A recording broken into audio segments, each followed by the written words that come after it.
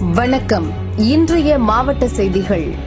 உங்கள் அன்பு சகோதரர் எல் முருகன் அவர்கள் இதோ வந்து கொண்டிருக்கிறார். பெரியவர்களை நீலகிரி பாஜ வேட்பாளர் முருகன் மேட்டுப்பாளையம் பகுதியில் தாமரைக்கு ஓட்டு கேட்டு பிரச்சாரம் செய்தார். இருக்கிற ஊழல் ராஜா 2G ராஜா நம்ம எல்லாம் ஓட்டு போட்டு அனுப்பணும், நல்லது செய்யுங்கன்னு.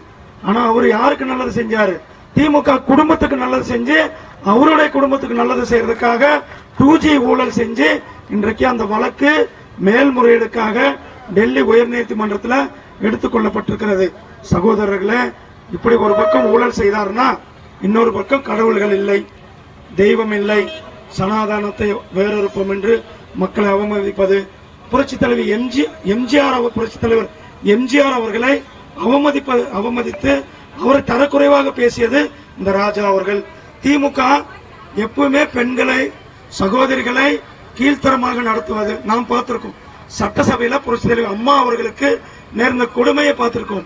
நம்முடைய பிரதமர் திரு நரேந்திர மோடிஜி அவர்கள் சேலத்தில் நடந்த கூட்டத்தில் கூட அவர் அதை சொன்னார்கள். ஏன்னா திமுக சகோதரிகளை இழிவுபடுத்தி பேசுறது, அதேதான் நம்மளுடைய சகோதரிகளை, நமக்கெல்லாம் அந்த வார்த்தை சொல்றது கூட வாய் வராது. ஆனா நம்மளுடைய தாய்மார்களை, சகோதரிகளை கொச்சப்பத்தி பேசுறது இருக்கிறது இந்த ராஜா. அது மட்டுமல்ல, இந்த பகுதியில அதிகமாக வாழுகின்ற அருந்ததிய சமுதாய மக்களை அவர்களை கொச்சைப்படுத்தி பேசுவது. அவர்களெல்லாம் கடுமையான உழைப்பாளிகள், அவர்கள் உழைக்கின்ற மக்களை கொச்சப்படுத்தி பேச ராஜா மாதிரி அவர்களெல்லாம் மக்கள்லாம் ஊழல் செய்யவில்லை, மக்கள் கடுமையாக உழைக்கிறார்கள். சேலம் மாவட்டம் ஆத்தூர் நகராட்சிக்கு உட்பட்ட முல்லைவாடி பகுதியில் 200க்கும் மேற்பட்ட குடும்பங்கள் உள்ளனர். இப்பகுதியில் சாலை, கழிவுநீர் கால்வாய் இல்லை. இதுகுறித்து பலமுறை நகராட்சி நிர்வாகத்திடம் கோரிக்கை அளித்தும் நடவடிக்கை எடுக்கவில்லை. ஆத்திரமடைந்த மக்கள் நகராட்சி அலுவலகத்தை முற்றுகையிட்டனர். பேச்சுவார்த்தை நடத்திய பொறியாளர் பாலசுப்ரமணியத்திடம் மக்கள் வாக்குவாதத்தில் ஈடுபட்டனர். உரிய நடவடிக்கை எடுக்கப்படும் என பொறியாளர் உறுதியளித்ததால் கலைந்து சென்றனர். பாருங்க, நாங்க கவர்மெண்ட் ஸ்கூலுக்கு அட்மிஷனுக்கு வந்திருக்கோம்.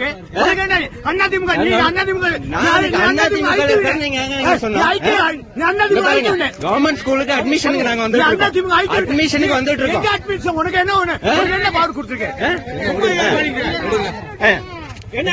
அட்மிஷன் எடுத்துட்டு இருக்கிறோம்.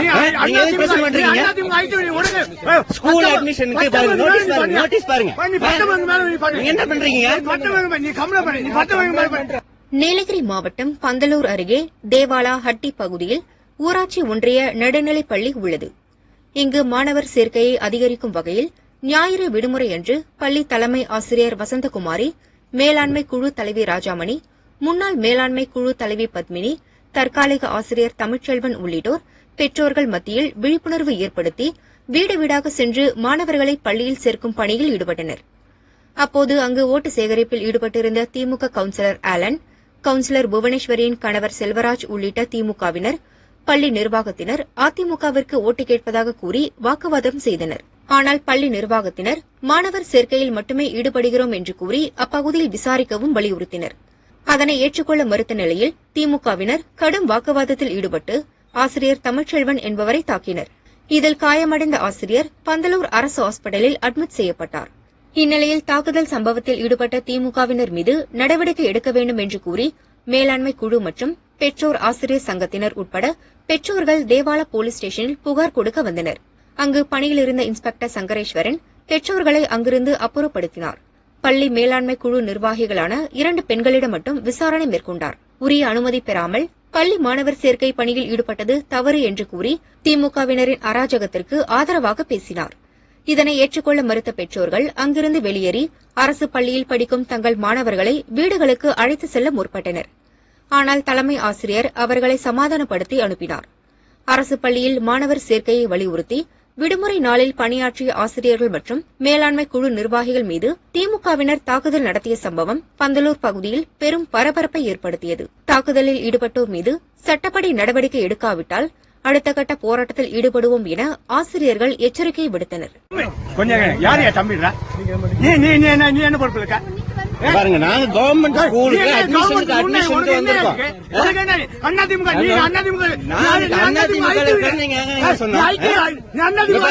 கவர்மெண்ட் ஸ்கூலுக்கு அட்மிஷனுக்கு நாங்க அட்மிஷனுக்கு வந்துட்டு இருக்கோம். உனக்கு என்ன பாடு கொடுத்துருக்கேன்?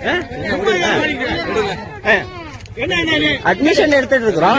நீங்க எதுக்கு பிரச்சனை பண்றீங்க? ஸ்கூல் அட்மிஷனுக்கு பாருங்க, நோட்டீஸ் பாருங்க. நீங்க என்ன பண்றீங்க?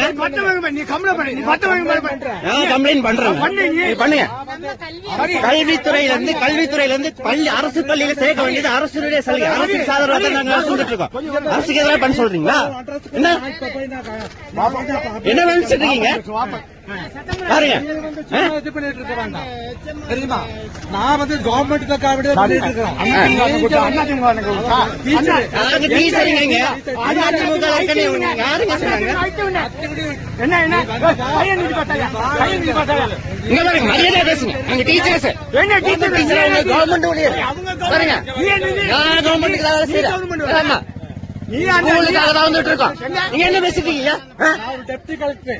ஹோசூர் அருகே உள்ள ஆவலப்பள்ளி கிராமத்தைச் சேர்ந்தவர் ரங்கப்பா, வயது 102. இவரது மனைவி எர்ரம்மா, வயது 92. இவர்களுக்கு 3 மகன்கள், 2 மகள்கள். அனைவருக்கும் திருமணம் முடிந்து 35 பேரன் பேத்திகள் உள்ளனர். 100 வயதை கடந்த தாத்தா ரங்கப்பாவிற்கு கனகாபிஷேக விழா நடத்த மகன்கள் மற்றும் மகள்கள் ஏற்பாடு செய்தனர். இதில் மகன்கள், மகள்கள், 35 பேரன் பேத்திகள் உள்ளிட்டோர் கலந்து கொண்டனர். வேத விற்பனர்களை வரவழைத்து வேத மந்திரங்கள் ஒலிக்க ஹோமங்கள் வளர்த்து சிறப்பு பூஜைகள் செய்தனர். கிராம மக்களுக்கு தடபுடல் விருந்து வழங்கினர்.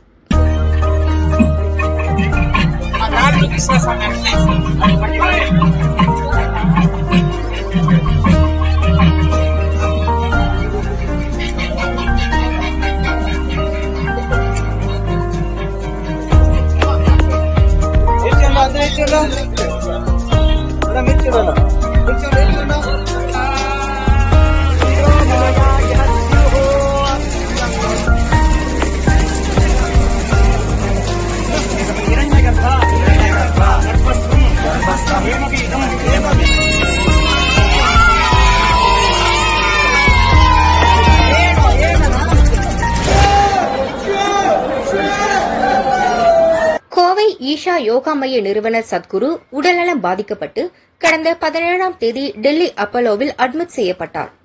தற்போது பூரண குணமடைந்து கோவை திரும்பினார். கோவை ஏர்போர்ட்டில் அவருக்கு தடபுடல் வரவேற்பு அளிக்கப்பட்டது.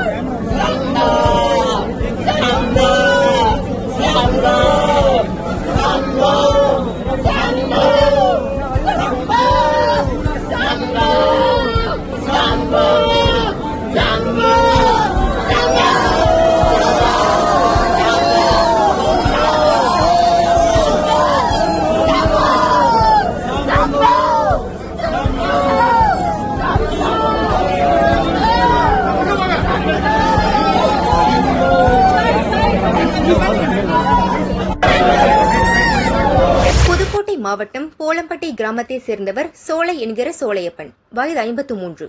இவர் கடந்த 2022ஆம் ஆண்டு அதே பகுதியைச் சேர்ந்த 6 வயது சிறுமிக்கு பாலியல் தொந்தரவு கொடுத்தார். சிறுமியின் பெற்றோர் இலுப்பூர் பெண் போலீசில் புகார் கொடுத்தனர். விசாரணைக்கு பின் சோலை கைது செய்யப்பட்டார். இவ்வழக்கு புதுக்கோட்டை கோர்ட்டில் நடந்தது.